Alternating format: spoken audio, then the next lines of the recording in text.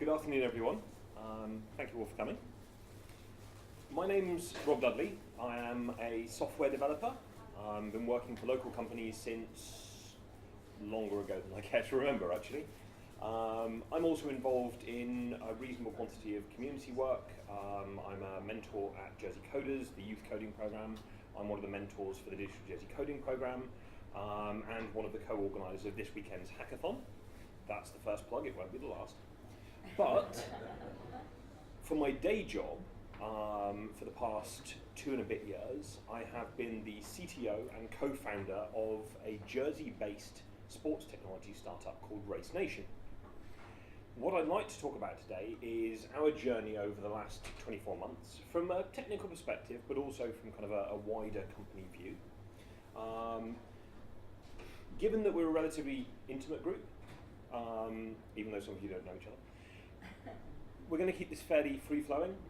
There are some slides behind me, but they're mostly just to kind of provide me with a route through to make sure I don't forget something. If you've got any questions, please stick your hand up, shout as we go. It's my intention to be as open and candid as possible during the next 45 minutes to an hour.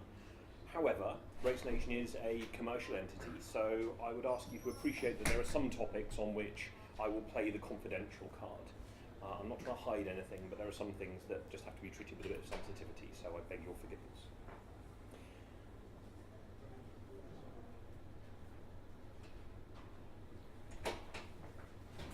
So we start about 100 days before the formation of Race Nation. And my co-founder, Andrew Scott Miller, and I are sat at a Digital Jersey event at the Maritime Museum. Ben Hammersley has just told us that technology is going to change the world again, and we are enjoying some fairly nasty red wine courtesy of Digital Jersey. And we get to talking. We're both kind of in one of those transitionary periods that comes along from time to time where you're not exactly unhappy with your job, but you're kind of looking for the next challenge, the next thing. And Andrew has this idea that we should possibly look at building some kind of software platform to help organise running events, based off the back of his experience in organising something called the Durrell Dash, when he was working at Durrell. Now the trouble is, bear in mind the wine's been flowing, we're all a bit merry. We were that obnoxious group in the corner, who were very self-congratulatory about our idea. We were convinced it was the best thing since sliced bread, and this time next year, Rodney, we'd be millionaires. We parted, went our separate ways, and woke up the next morning, bit of a bad head. But instead of the usual recall of that previous evening's conversation, we go, oh God, that's a terrible plan, that's never going to work. I started thinking about it, I thought, that's not a bad shout. Ran some of the numbers, ran over some of the points that we discussed, and it turned out that there was in fact a market for it, that it is something that could be done relatively easily, and it was a reasonable challenge, a good scope. We flash forward to January of 2014. Now at this point, Andrew and I have officially joined forces. We founded the company. It is the two of us, lots of vim, vigour and very little else. And we have headed over to London. We've headed over to London with the sole aim of raising the money that we need to get our startup going, that first shot in the arm of seed capital. And off the back of this, we've done a fair whack of business planning. There's forecasts and there's spreadsheets, and they're all very reasonable and very well thought out. And we're asking for somewhere in the region of about £500,000 to build this idea, which according to the business plan that we had was absolutely reasonable. And we went into our first meeting with a couple of fairly well respected London-based VCs. We got demolished, we got taken apart. We hadn't built anything at this point. We'd got a really good idea. We knew it would work, but we'd got no code, we'd got no users. We'd just got the concept. And yeah, they didn't quite laugh us out of the office. They were a bit too polite for that, but only just. So a bit demoralised, we then went on to our second meeting. Bear in mind, we're here for 2 days, back-to-back meetings, and more or less the same thing in every single meeting with variations along the theme. In between these meetings, we actually managed to write the first few features, the first couple of lines of code that became what is now the Race Nation platform. That wasn't quite enough to assuage the VCs. We did get some really good advice. We got good feedback on our business plan.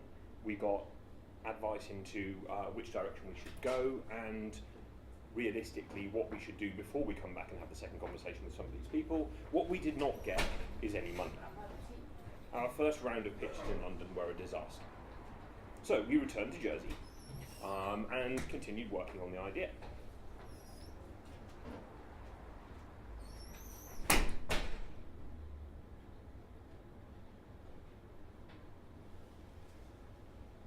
So at this point, we're in what is often referred to as a bootstrap mode. We've got no cash other than the cash that we're putting into it, so all the costs are running at an absolute minimum. We're paying for the servers and the hosting out of our own pockets. There's no real massive overhead, to be honest, because we haven't got offices. We're working remotely. When we need to get together, we're meeting up in coffee shops or occasionally abusing the Royal Yacht. We'd also been working to secure a series of local events, and now we move forward to about the second month, so 72 days in, and we have our first live event. Now the registration part of our platform, in fact, let me take a minute, because some of you may not know what Race Nation actually does, right? Does anybody not know what Race Nation does? Okay, probably worth giving you the elevator pitch. Race Nation is an event management and registration platform for sports events. It is also a fundraising platform for said events. So basically, if you are organising a 5K, a 10K, a marathon, a half marathon, or a motorsports event, or a cross-channel swim, it doesn't really matter. Anything where you need to sell tickets and potentially raise sponsorship, you can use our platform to do that. And there's actually quite a lot of running events running locally in Jersey, which is why we thought it was probably a good idea. Of their general day jobs for a couple of months every year, the cost was ridiculous. It was very manual. It was very it worked, but it was very paper-based. And he was looking to say, well, actually, I've just bought this company. I don't really want to have the overhead of having 3 or 4 of my team off for 2 months every year. Is there anything that you can help us out with? Because he was aware that we were building this platform. And we'd assured him that yes, absolutely. We could help you with registration, we could help you with on the day. The reason this was important is because, frankly, the gym club was a relatively small event. The Collis Quill, as it is now, than the ITEX, is a landmark event on Jersey's sporting and indeed general calendar. Most people know it's happening, most people know somebody who's doing it or in fact doing it themselves. And whilst we'd got the basics of the system when we were having this conversation with Mark at C5, and then later on with the Collis Quill organising committee, we hadn't actually built most of the stuff that they needed. The Island Walks, both in Jersey and in Guernsey, but primarily in Jersey, took a massive leap of faith on Race Nation. In June, it's always on the Saturday that's closest to the longest day of the year, because it takes a while to walk around the island, so you want as much daylight as possible. We arrived at Walk HQ having done a massive amount of work, a lot of which was specific for the walk, but most of which we could reuse. We'd handled registrations for hundreds of people. We'd managed to sort out race pack, walker pack fulfillment. So we'd had 3 or 4 weeks of absolute jiffy bag hell, where we're surrounded by post bags and postage labels trying to work out where the stuff goes, because we'd offered to help them out with that as well.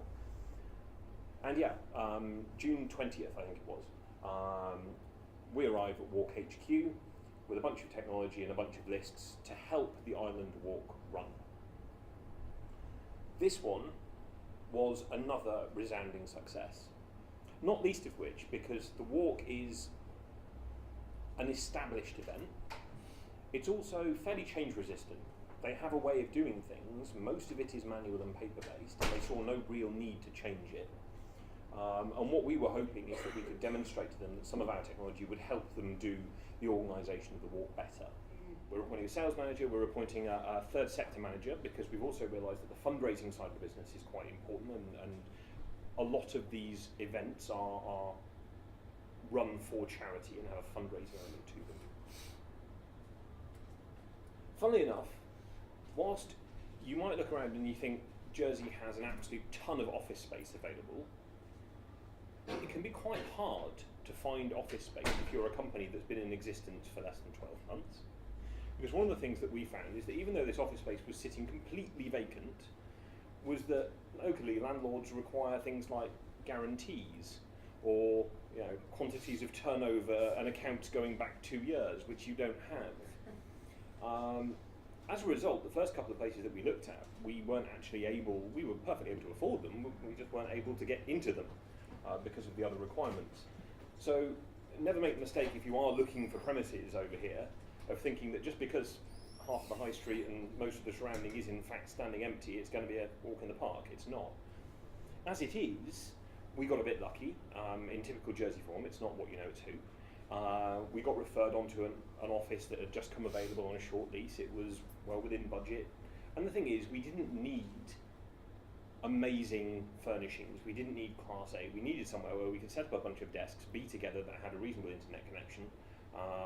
And so we found our first full-time office, which is where the company still is, down in Howard House on the Esplanade, opposite the bus station. It's cheap and cheerful, but we were up and running. Data integrity. But it was the first time that as a company something had gone wrong. And it was the first time that as a team we had to deal with the fact that we'd got clients who were less than happy. We had to come up with a plan to get ourselves out of this situation and fix the information and the service that we were providing to them and make sure that it didn't happen again. This was all pretty much within a period of about 7 days, now referred to internally as the week of hell. Without going into too much in the way of technical details, I happily will if anybody wants to, but it's pretty dry. We eventually managed to fix all of the issues. We managed to patch up all of the information using various sources and a lot of manual legwork and a lot of long hours. We survived our first major hiccup. I'd love to say that that was the last time anything went wrong. Of course it wasn't. But the lessons learned from that first problem, that first real big chunky disaster thing, set you up brilliantly. Because all of a sudden, the next time you get an issue, your team now knows not only that you can handle it, but the kind of processes they need to put into place to handle it. Obviously, you want to avoid disasters happening, and we massively improved various bits of our business process to avoid a repeat of that particular week. But also, the lesson learned from that first failure, it's almost priceless. It's almost worth the pain of having that problem. Almost.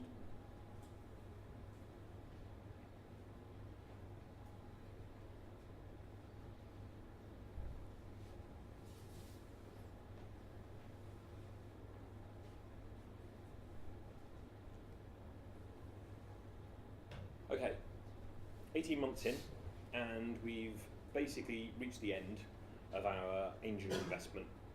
I don't know if, I'm guessing looking around, most of you are comfortable with some of the terminology surrounding startups, but the concept of you have a chunk of money and that defines your runway. In other words, however much you spend per month divided by how much you've actually got determines when you run out of cash, right? And the last thing you want to do as a startup is come off the end of the runway, because then you crash and explode and die.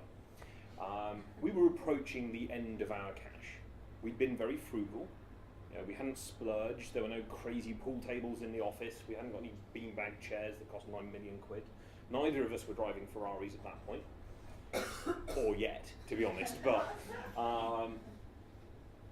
But the money will eventually run out, and the Race Nation business model is a very common one in the startup world. It requires a level of scale. We make money, but the amount that we need to actually keep the company running requires that the company is considerably bigger than it was at that point, because we'd only really just started our push into the UK. We were still running local events primarily. We've got a couple of UK partners. We were starting that expansion.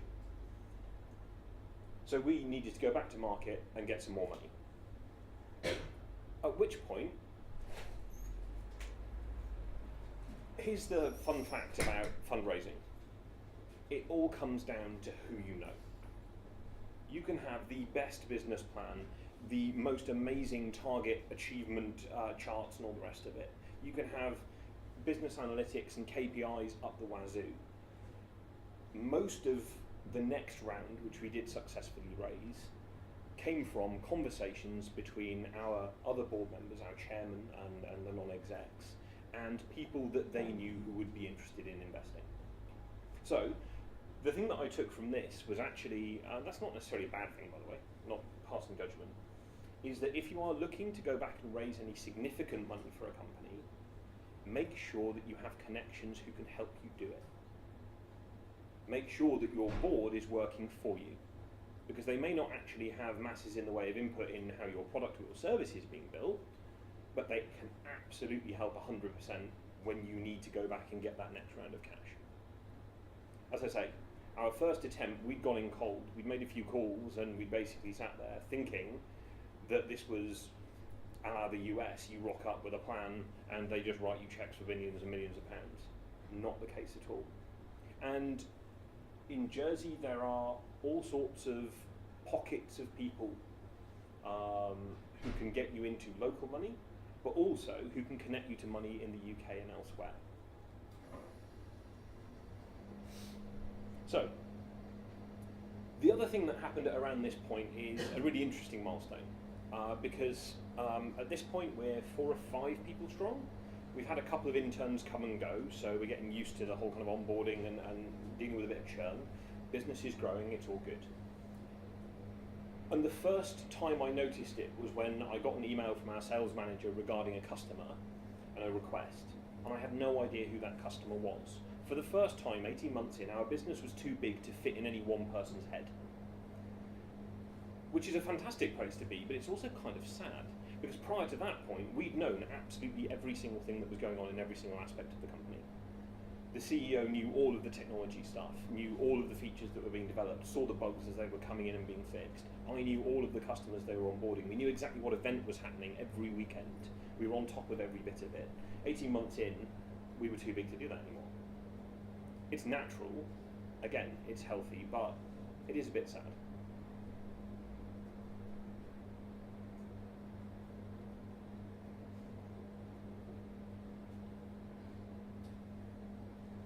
I stick to this one, especially, long-term business planning in the technology sector. So, this is where we are. We are now effectively 2 and a bit years in. What does the future hold? Well, let's just do a quick review of the past. We've got over 200 events live on the system across the Channel Islands, the UK and Europe. Over 40,000 active users across the fundraising and the event registration platform. We've helped raise over £600,000 for charity through the fundraising platform, and have turned over a significant amount of money within the business.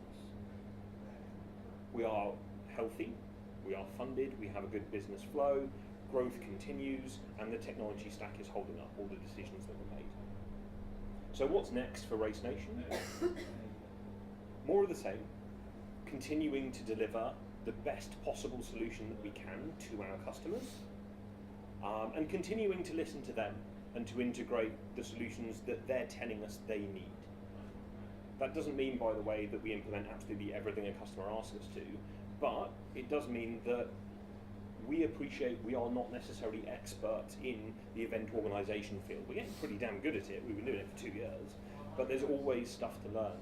And every client that comes on board brings their own list of requirements and specific needs. One of the tricks that we found is taking those that apply across the board.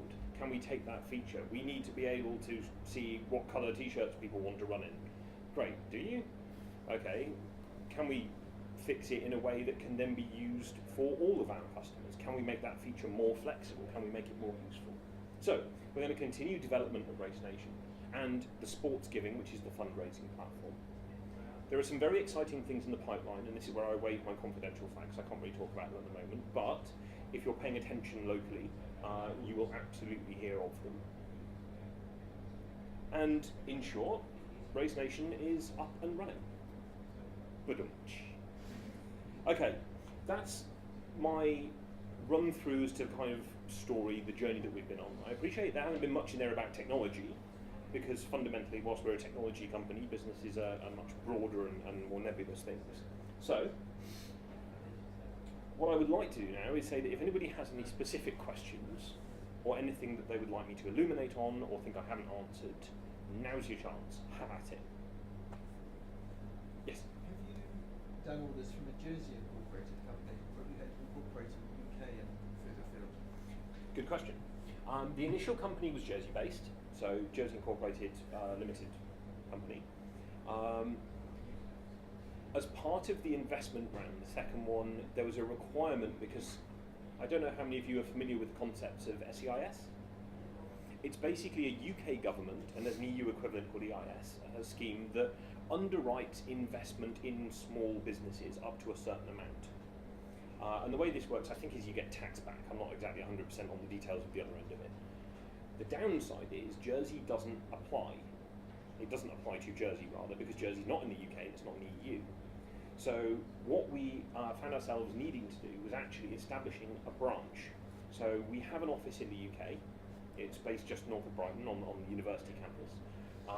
And that is the Race Nation UK branch office, which then allowed us to achieve SEIS compatibility for the next round of investment. The company is a Jersey company. The majority of the team are here, and so far as I'm aware, will continue to be here for the foreseeable future.